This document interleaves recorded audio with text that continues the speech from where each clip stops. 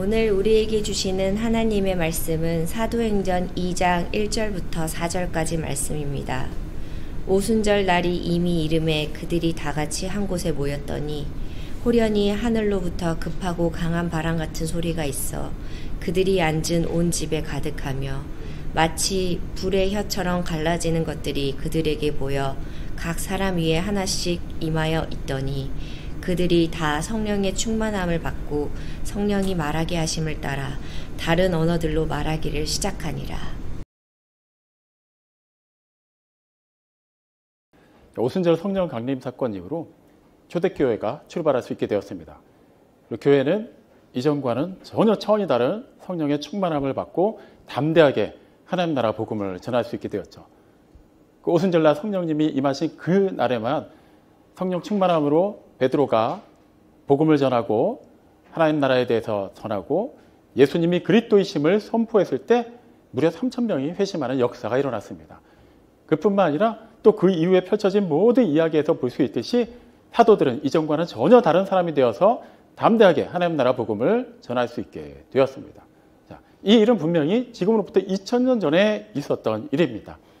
그렇기 때문에 오순절날 성령님이 임하셔서 그 자리에 모여있는 사도들을 비롯한 초대교회 성도들에게 권능을 주시고 그들이 그 힘을 바탕으로 해서 세상으로 나가 세상 끝까지 가서 하나님 나라의 복음을 전할 수 있었던 그 사건 자체는 분명히 과거의 일입니다. 그렇다고 해서 성령님의 역사 자체를 과거형으로 이해해서는 안 됩니다. 성령님께서는 그때는 그들에게 그런 일을 이루셨고 지금도 여전히 우리 가운데서 함께 하시며 그 놀라운 일을 이루어가고 계시기 때문입니다. 우리는 이 상황을 보다 실제적으로 이해하기 위해서 먼저 오순절날 있었던 그 현상과 그 이후에 진행된 과정을 한번 살펴볼 필요가 있습니다. 지금부터 말씀드린 내용들은 전부 다 과거형의 이야기입니다. 자, 성령님이 임하셨을 때 그 장면을 보면 사도행전 2장 2절과 3절에서는 뭔가 시각적이고 청각적인 그런 현상으로 표현합니다. 강하고 급한 바람 같은 소리 아니면 불의 혀같이 갈라지는 현상으로 표현을 하죠. 자, 그렇다고 해서 성령님이 임하실 때는 꼭 그런 현상이 일어난다라는 것이 핵심이 되어서는 안 돼요. 여기서는 왜 성령님이 임하셨을 때 그런 소리로 그런 보이는 현상으로 임하셨는가 그 속에 담겨있는 의미를 먼저 파악할 필요가 있습니다. 성경에서는 바람은 종종 하나님의 영을 상징합니다. 그게 대표적으로 하나님이 사람을 지으시고 그 코에 생기를 불어넣으시자 그가 살아 움직이는 생명체가 되었죠. 자, 그 대목에서 알 수 있는 것처럼 하나님의 영, 하나님의 바람이 이렇게 하나님의 사람에게 들어간다는 것은 그의 영혼을, 그의 전존재를 완전히 새롭게 태어나게 하신다는 의미를 가지고 있어요. 또 불은 종종 하나님의 임재, 거룩하심을 상징하죠.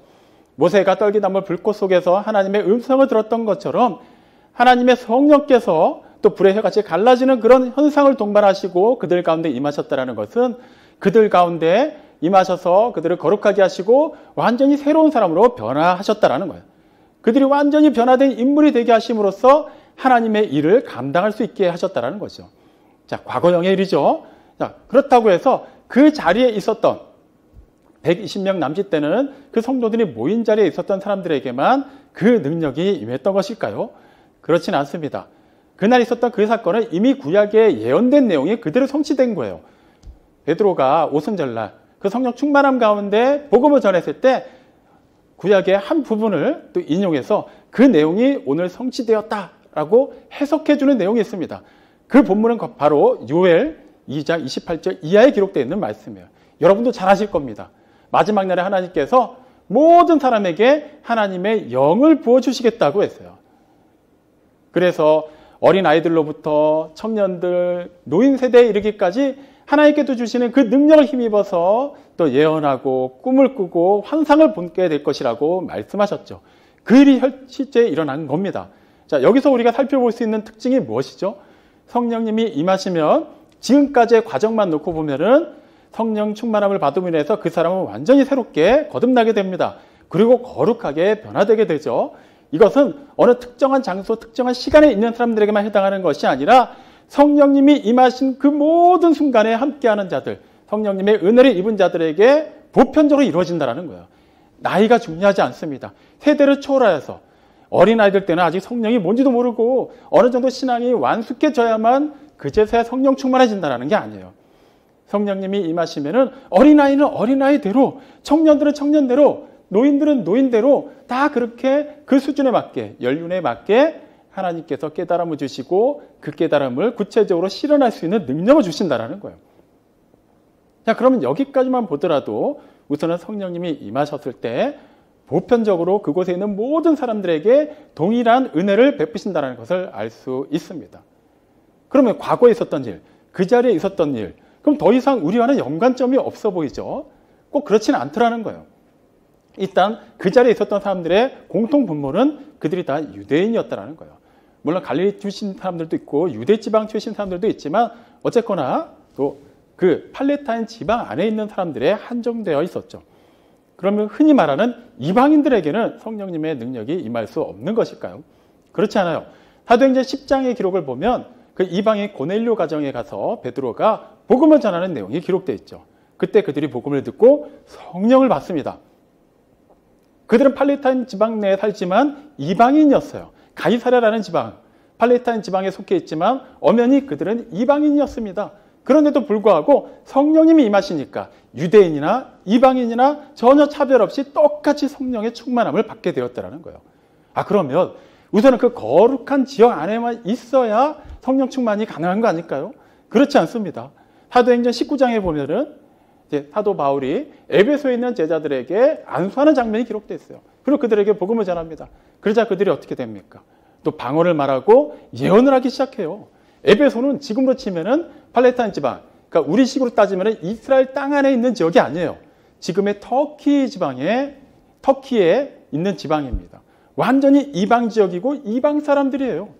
그들에게도 전혀 차별 없이 성령님이 임하셨다라는 거예요. 다시 한번 순서대로 정리해보죠. 성령님이 임하시면은 그곳에 있는 사람들이 누구든지 상관없이 나이를 초월하고 인종을 초월하고 국적을 초월하고 남녀노소를 불문하고 충만하게 성령님의 그 은혜를 누릴 수 있게 된다는 거예요. 자, 그러면 이것까지도 어디까지나 다 과거에 있었던 일 아닙니까? 어떻게 그것이 우리와 지금 이 시대를 살아가는 성도들과 연결될 수 있을까요? 성령님이 임하셨다는 것. 기존 구약시대에는 정말 특별한 때에만 특별한 사람들에게만 성령님이 임하셨어요. 그리고 계속해서 함께하지 않았죠. 하지만 예수님이 약속하신 대로 하나님께서 보내신 성령님께서는 이제 계속해서 영원히 그들과 함께 있게 되었습니다. 그 말은 예수님이 다시 오실 때까지 아직 이 세상이 완전히 정리되기 전까지는 성령님이 떠나지 않으신다라는 거예요. 이미 예수님이 마태복음 28장 20절 말씀을 통해 약속하셨죠. 내가 세상 끝날까지 너희와 항상 함께 있을 것이다. 예수님이 이미 승천하시고 더 이상 예전과 같은 복음서 시대에 사도들이나 성도들이 보았던 것 같은 그런 모습을, 그런 음성을 우리에게 보여줄 수도 들려주실 수도 없는데 어떻게 예수님이 우리와 항상 함께 하실 수 있을까요? 이미 요한복음에서 여러 차례 말씀하셨죠. 또 다른 보혜사, 첫 번째 오신 보혜사이신 예수님을 대신한 또 다른 보혜사가 오신다고 했어요. 그분은 육을 입고 오는 게 아니라 영으로 오시기 때문에 시간과 공간을 초월해서 함께 하실 수 있습니다. 그래서 요한복음 14장 16절에 보면 예수님이 하나님께서 보내실 성령님께서는 영원히 하나님의 사람들과 함께 하실 거라고 말씀하셨어요. 그렇기 때문에 그 영원히 계속해서 이어지고 있는 오늘날 이 시대에 살고 있는 우리 믿음의 성도들에게도 똑같이 역사하시는 겁니다. 성령님이 우리 안에 역사하심으로 초대교회에 임하셔서 그렇게 하셨던 것처럼 우리의 전인격을 새롭게 변화시켜 주세요. 우리의 나이의 경력, 언제쯤부터 신앙생활을 했는지 전혀 상관없습니다. 우리 안에 임하시고 우리로 하여금 예수님을 그리스도라고 고백하게 하시고 우리가 하나님의 자녀가 되게 하심으로 말미암아 이후로 우리는 하나님의 자녀로서의 그 정체성에 맞는 삶을 살 수 있도록 계속해서 이끌어 가신다는 거예요. 그렇기 때문에 오순절날 성령님이 그 120명 남짓되는 성도들에게 임하셨던 그 사건은 과거형 사건이지만 그때부터 시작된 성령의 역사는 지금도 계속해서 유효하다는 것이죠. 당연히 시대를 초월하여서 지금까지 2000년 교회 역사를 흐르는 동안 단 한 번도 성령님이 교회를, 이 세상을 방치하시거나 떠나신 적이 없다라는 거예요. 영원히 세상 끝날까지 함께 하시겠다고 말씀하셨어요. 그러면 아까 그 유엘 2장 28절 말씀이 이제 성취가 되었다고 말씀드렸죠. 그 말씀에서 조금 더 구체적인 근거를 한번 찾아볼 필요가 있습니다. 마지막 때, 마지막 날에 만민에게 내 영을 부어주겠다라고 하나님이 말씀하셨어요. 그럼 여기서 말하는 마지막 때는 언제일까요? 성경에서 보통 마지막 때를 얘기할 때는 크게 두 가지 의미를 가지고 있어요. 첫째는 우리가 잘 아는 것처럼 이제 세상의 역사가 종식되는 때입니다. 그리고 그리스도께서 이제 구속과 심판을 완성하시는 날이에요. 우리 입장에서는 최후의 날이 되는 것이죠. 그리고 또 다른 의미로는 하나님의 백성이 구원받는 날을 의미합니다.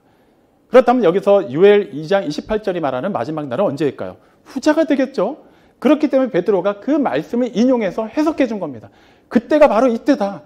이제 우리는 다 보편적으로 하나님의 자녀가 될 수 있게 되었고 예수님을 그리스도로 영접할 수 있게 되었고 성령님의 내주 교통 속에서 살 수 있게 되었다라고 선포한 겁니다.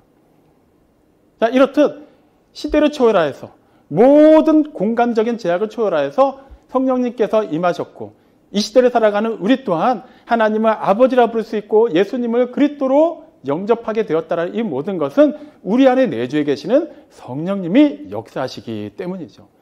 그러면 성령님이 역사하신다는 걸 우리는 어떻게 알 수 있을까요?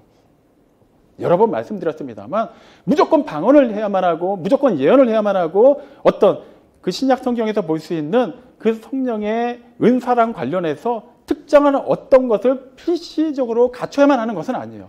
그것은 말 그대로 은사, 선물이기 때문에 주시는 분의 의지에 따라서 주어지는 거예요.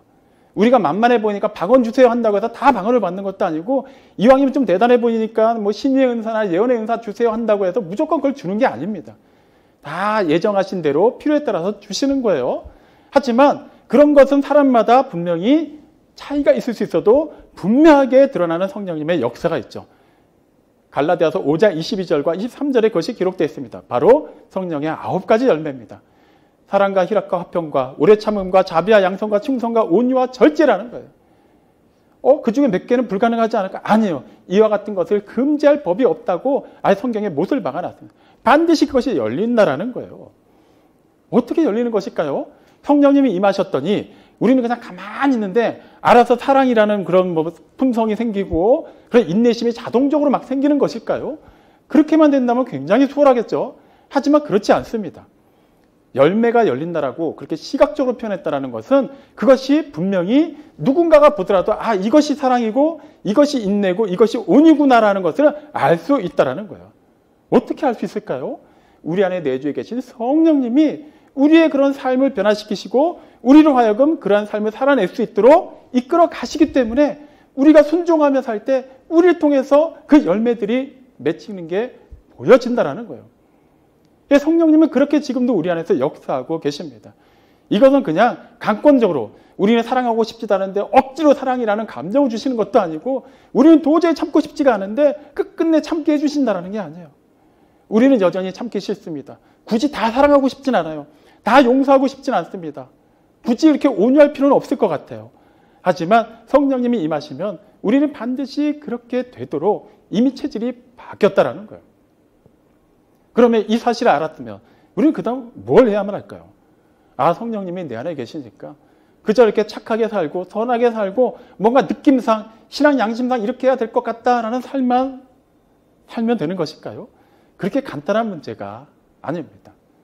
갈라디아서 5장 25절 말씀을 보면 성령으로 살게 되었으니 성령의 인도하심을 따르라고 말해요. 자, 우리가 살게 되었다는 것은 그냥 예수를 믿지 않는 사람들도 똑같이 살아있어요. 일단 죽지 않은 사람은. 하지만 여기서 말하는 살아있다는 것은 단지 호흡이 붙어있다는 의미일 뿐이지 그의 영혼까지 포함해서 전 존재가 살아있는 걸 말하는 게 아니죠. 몸은 살아있어도 여전히 예수님을 구세주로 영접하지 않은 사람은 죄와 사망 가운데서 죽어있는 자들입니다. 죄와 허물로 죽은 자들이에요. 당장 이 세상 살아있는 동안 몇십 년은 살지 모르지만 그것이 끝나고 나면 더 이상 뒤가 없습니다. 영원히 멸망하는 형벌밖에는 답이 없는 인생들이죠. 하지만 성령으로 말미암아 하나님의 그 영원 전부터 예정하신 그 주권적인 선택으로 말미암아 그 은혜 가운데 우리가 예수님을 구세주로 영접하고 구원받았습니다. 이제 성령님이 우리 안에 내주하시게 됐어요. 그것이 바로 성령으로 말미암아 살았다라는 거예요. 그럼 어떻게 하라고요? 성령의 인도하심을 따르라는 거예요. 그것은 우리가 그냥 열심히 기도만 하면은 성령님이 그때마다 감동을 주셔가지고 그렇게 우리가 그냥 이렇게 살아야 되는구나, 이걸 선택해야 되는구나, 이렇게 해서 사는 그런 약간 좀 미신적인 그런 삶을 말하는 게 아닙니다. 정말 성령의 은사를 중요시한다면 우리가 경계해야 되는 것은 그냥 기도만 해서는 안 된다는 거예요. 의외로 은사를 주장하고 은사를 받았다고 주장하는 사람들 중에는 말씀을 등한시하고 그냥 기도 시간을 오래 늘리고 목청껏 소리 지르고 금식 기도하는 것으로 뭔가 성령 충만함이 충분하게 채워질 수 있다고 생각하는 사람들이 많아요. 물론 그것도 한 가지의 요건은 됩니다만 그것이 절대적인 기본 조건이 되어서는 안 되는 것입니다. 왜 그럴까요? 성령님의 인도하심을 따른다는 것은 우리의 의지가 아니라 말 그대로 성령님이 주권적으로 이끌어 가시는데 우리가 따라간다는 거예요. 보통 그냥 기도만 열심히 하는 사람들이 어떤 오류에 자주 빠집니까? 내가 생각할 때 이게 좋은 것 같다라는 거예요. 지금까지 내 경험으로 바탕으로 지금은 이렇게 하는 게 조금 더 나아 보이더라는 거예요. 그렇기 때문에 내가 열심히 기도하면 하나님이 도와주시더라는 겁니다. 물론 우리가 하나님의 뜻을 따라 구한 게 하나님이 도와주신 말미암아 이루어지는 경우는 있어도 그렇다고 해서 하나님의 뜻과는 별개로 우리가 원하는 것이 우리가 하나님의 자녀이기 때문에 내가 그동안 기도를 많이 한 사람이기 때문에 이렇게 기도하면 된다는 것은 결코 성경적이지 않아요.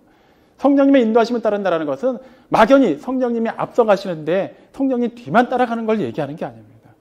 이 말은 곧 다르게 어떻게 표현할 수 있냐 하면 로마서 8장 14절에서 보면 성령의 인도함을 받는 사람은 하나님의 자녀라고 말해요. 이거는 이렇게도 바꿔 표현할 수 있습니다. 하나님의 자녀는 성령의 인도하심을 받는다. 왜 그것이 가능하죠?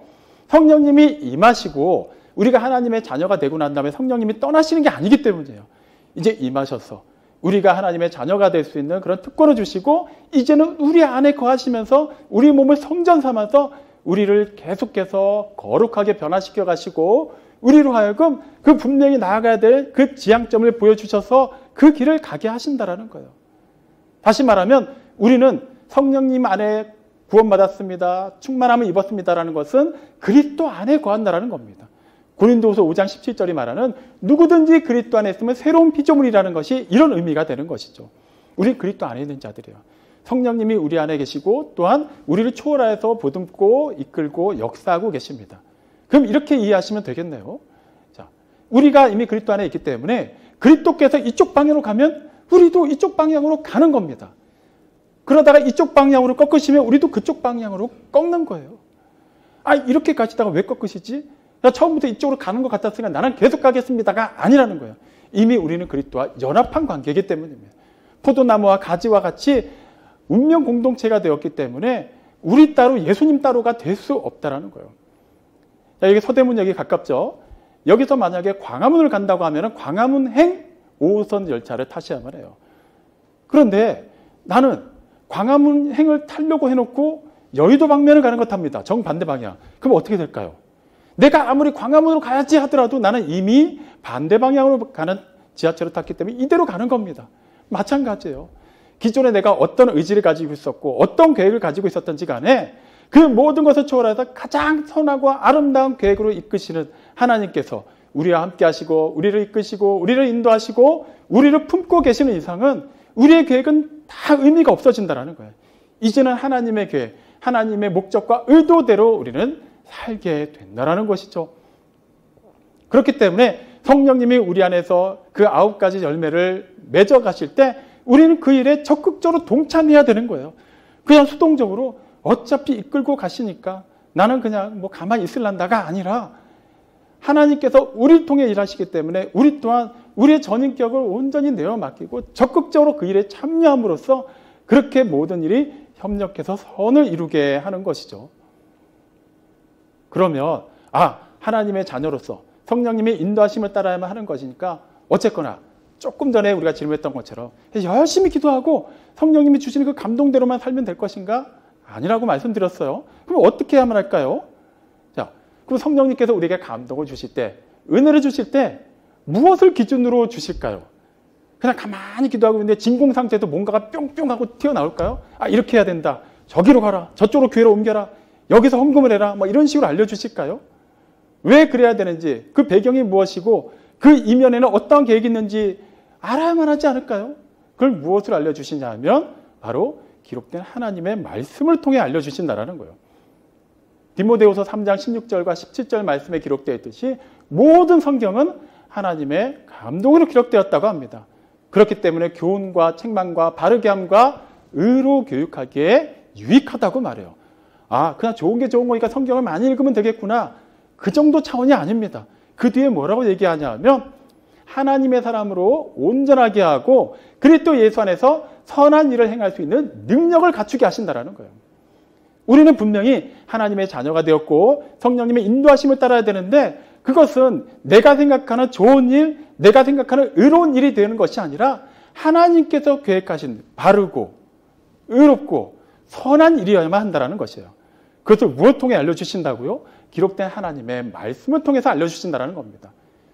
사람이 있었고 사람들의 손을 거쳐서 계속해서 복사가 되었지만 그것은 사람이 처음에 기록자일 뿐 그가 저자가 아니라는 거예요. 성령 하나님이 저자가 되셔서 기록자인 사람을 통해서 기록하게 하셨을 뿐입니다.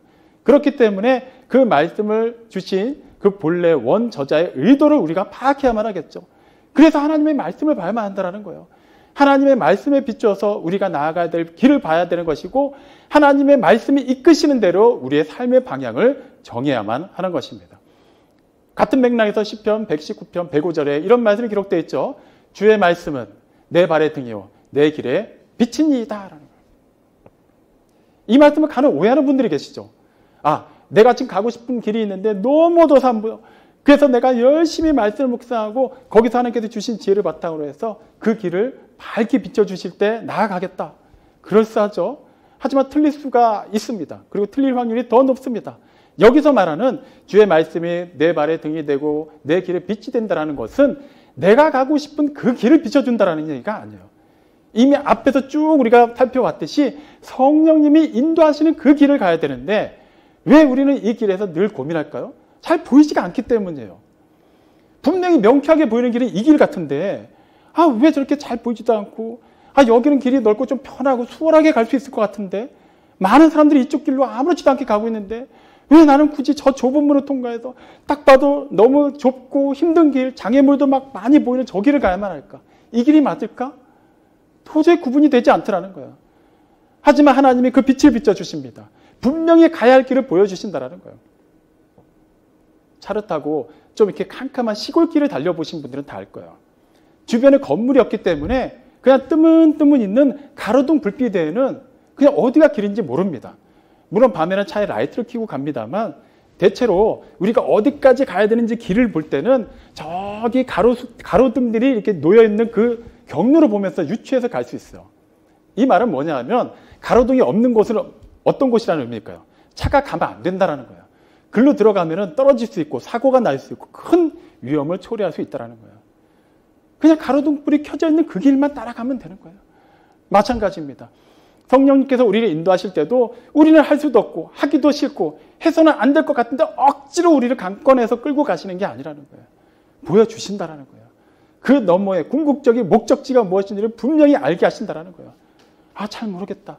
일단 가다 보면 뭐가 나오려나? 이게 아니라 분명히 저 너머에 보인다라는 거예요. 목적지가. 하지만 그 과정에까지 이르기에 가는 길이 너무나도 힘들고 좁아 보이니까 뭔가 더 편한 길이 있지 않을까? 없습니다. 유일한 그 진리와 생명의 길은 한 길뿐이기 때문에 좁고 험한 길인데 우리가 자꾸 다른 길을 찾으려 하기 때문에 다른 데는 아예 깜깜하게 보이지 않게 하셨어요. 이 길만 분명한 빛을 보여주십니다. 말씀으로 인도하신다라는 거예요. 내가 생각할 때 좋은 길이 아니라 하나님이 이미 말씀을 통해서 우리에게 하나님의 의도하신 길이 무엇인지를 보여주셨기 때문에 우리는 그 길을 갈 수 있게 되는 것이죠. 이렇듯 성령님께서는 오순절날 그 120명 남짓하는 성도들 가운데 임하시고 나서 그 후로부터 지금까지 이 세상을 떠나지 않으시고 모든 성도와 함께 하십니다. 세대를 초월하시고 국가를 초월하고 모든 상황과 공간을 초월해서 역사하시죠. 그리고 하나님의 말씀을 또 깨우쳐 주시고 그 말씀을 따라 살 수 있는 힘을 주십니다. 나는 여전히 힘이 없습니다. 성령님이 인도하시는 길이 어딘지는 알겠는데 과연 내가 할 수 있을지 모르겠습니다. 그래서 빌립보서 4장 13절이 말합니다. 내게 능력 주신 자 안에서 내가 모든 것을 할 수 있느니라. 내가 하고 싶은 일을 할 수 있다는 것이 아니라 내가 해야 될 그 일, 하지만 내가 하기엔 너무 벅차다고 생각하는 그 일, 하게 하신다라는 거예요. 우리가 성령님의 내주 안에 그분과 그 교통 가운데서 주어진 말씀을 따라 살고자 하면, 우리가 그렇게 결단하여 순종하기만 하면 그 다음에는 넉넉히 그 모든 것을 이겨낼 수 있는 힘을 주신다라는 거예요. 하나님께서는 작정하신 일을 포기하지 않으시고 그리스도 예수의 날에 이르기까지 우리를 반드시 그 길로 인도하실 겁니다. 그렇기 때문에 우리의 선택은 하나뿐이에요. 성령님이 인도하신 대로 따라가야 되는 거예요. 이것은 그냥 기분에 따라서 달라지고 내 컨디션에 따라서 달라져서는 안 되는 거예요. 하나님이 언제나 우리와 함께 하시기 때문에 우리는 언제나 하나님을 따를 준비가 되어 있어야 돼요. 언제나 우리에게 가장 좋은 것을 예비하셨고 이끄시기 때문에 우리는 언제나 그분의 음성에 따라서 움직일 준비가 되어 있어야만 하고 실제 그렇게 행동을 해야만 하는 것입니다. 그럼 구체적으로 어떻게 해야만 할까요? 그냥 어떤 결정을 놓고 하나님께 기도하고 또 그 전에 말씀을 묵상하고 다 중요하죠. 거기에서만 그쳐서는 안 됩니다. 보다 실제적으로 우리의 삶 가운데 성령님이 일하실 수 있도록 우리의 모든 것을 내어드려야만 해요. 당연히 하나님의 말씀을 부지런히 묵상해야만 합니다. 그리고 하나님의 감동으로 기록된 그 책이 있기 때문에 그 원저자가 되시는 성령님께 지혜를 구하십시오. 성경을 아무리 봐도 어렵게 말하고 너무 옛날 얘기고 표현도 조금 이렇게 좀 구식이고 이해가 안 간다. 그런 분들 많으신데요. 정말 제대로 한번 읽어보셨습니까? 그리고 이해가 안 될 때마다 치열하게 한번 기도해 보셨습니까? 정말 하나님 이 말씀을 통해서 나로 하여금 무엇을 깨닫게 하시겠습니까? 그것을 알려주십시오라고 정말 간절한 마음으로 구하고 묵상해 보셨습니까? 그렇다면 누구라도 경험합니다. 분명히 장담합니다. 하나님께서 정말 그렇게 약한 부분이라도 내어놓고 하나님께 의지하고 나가는 자들을 결코 내버려 두지 않으십니다. 로마서 8장 26절에 보면 성령님이 우리의 연약함을 아시고 우리가 어떻게 기도해야 될지 모를 때 우리를 대신하여 간구하신다고 하지 않았습니까?